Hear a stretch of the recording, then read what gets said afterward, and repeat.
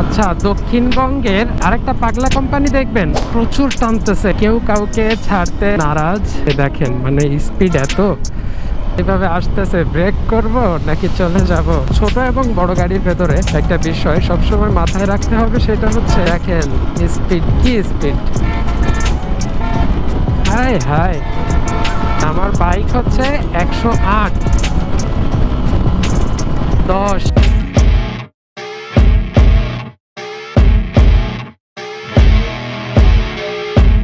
আচ্ছা, দক্ষিণবঙ্গের আরেকটা পাগলা কোম্পানি দেখবেন, এই যে দেখেন টুঙ্গিপাড়া এক্সপ্রেস। এই বাসটা এমনটা না টানতেছে, আমাকে যেভাবে ওভারটেক করছে দেখেন, এদের কাহিনী দেখেন, মানে দুইটা এক হইছে, এনা এবং টুঙ্গিপাড়া এক্সপ্রেস। প্রচুর টানতেছে, কেউ কাউকে ছাড়তে নারাজ। সামনে ট্রাক আছে, খেপছে। ওই দেখেন এনা বাইর হয়ে গেছে।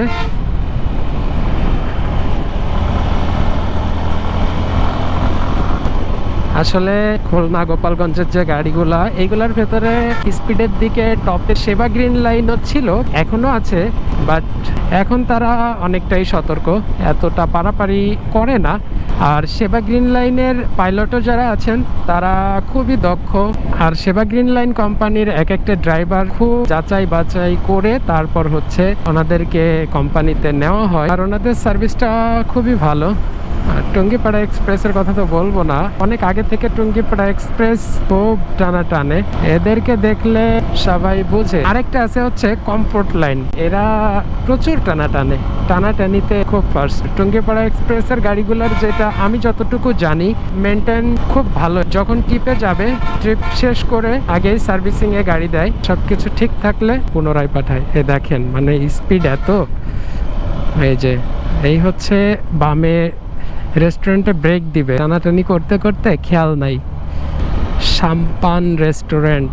আচ্ছা, এইখানে আমার এক বড় ভাই থাকে, ওর সাথে দেখা করার কথা ছিল, বাট এখন আর সময় হচ্ছে না, এমনিতেই টাইম শর্ট, আর দেখা করতে গেলে টাইম মিলিয়ে পারবো না।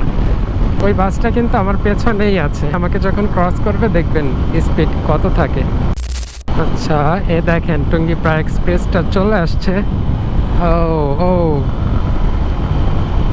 সামনে গাড়ি, আর লুকিং গ্লাসে দেখা যাইতেছে যেভাবে আসতেছে, ব্রেক করব নাকি চলে যাব।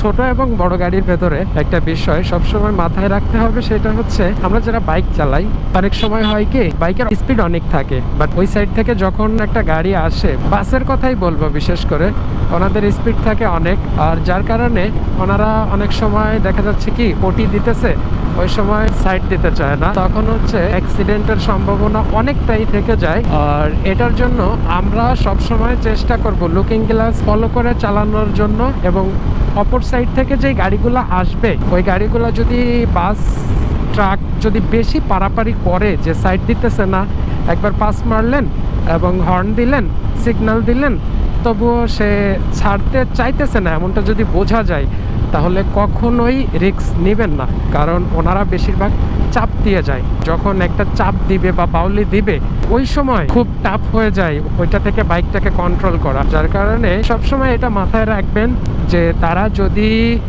দেখেন যে খুব পারাপারি করতেছে, কখনো রিস্ক নিতে যাবেন না। আচ্ছা, বাসটা এই যে সাইড দিয়ে গেল, মানে আমার বাইকটা পুরো বাড়ি খেয়ে গেছে।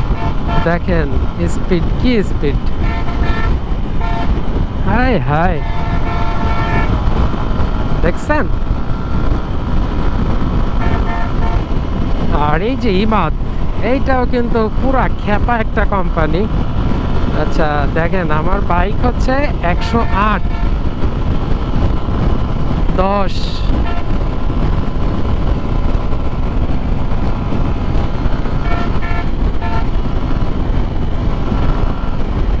ও, কি অবস্থা! এরা নর্মালি যদি ফাঁকা জায়গা পায়, তাহলে এই রোডটাই হচ্ছে ওনারা টানে 120, 30, 25। আমি একবার ঢাকা যাওয়ার সময় একটা ইমাদ বাস, ওনাকে ওটি দিতে হয়েছিল আমার 126-এ এই রোডে ওনাদের স্পিড কেমন থাকে তাহলে বুঝতেছেন। এটা তো আমি আপনাদেরকে বললাম গোপালগঞ্জ এবং খুলনা লাইনের যেগুলো আছে, আর বরিশাল লাইনের অনেকগুলাই আছে, যেমন ফাল্গুনি আছে, সাকুরা আছে, অনেক গাড়ি আছে। এটা সবাই কম বেশি জানেন বরিশাল লাইনের যে গাড়িগুলো আছে, যারা খুবই খেপা টানে। সো গাইস, টানাটানি দেখতে দেখতে আমরা চলে আসছি মুকশেদপুরের কাছাকাছি। তো আজকের ভিডিও থেকে এখানেই বিদায় নিতেছি। দেখা হচ্ছে নতুন কোনো ভিডিও নিয়ে আপনাদের সাথে। সে পর্যন্ত সবাই ভালো থাকবেন, সুস্থ থাকবেন। আর ভিডিওটি যদি ভালো লেগে থাকে লাইক কমেন্ট শেয়ার করতে ভুলবেন না। চ্যানেলে নতুন হলে সাবস্ক্রাইব করে বেল আইকনটি বাজিয়ে দিবেন। আল্লাহ হাফিজ, টাটা, বাই বাই, আসসালামু আলাইকুম।